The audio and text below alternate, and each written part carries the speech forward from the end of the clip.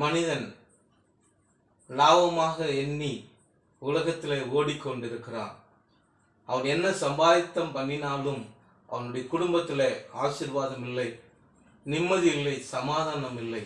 கர்த்தருடைய வார்த்தை சொல்கிறது, உலகம் முழுவதையும் ஆதாயப்படுத்தி கொண்டாலும் தன் ஜீவனை நஷ்டப்படுத்தினால் லாபம் என்ன என்று சொல்லப்பட்டிருக்கிறது.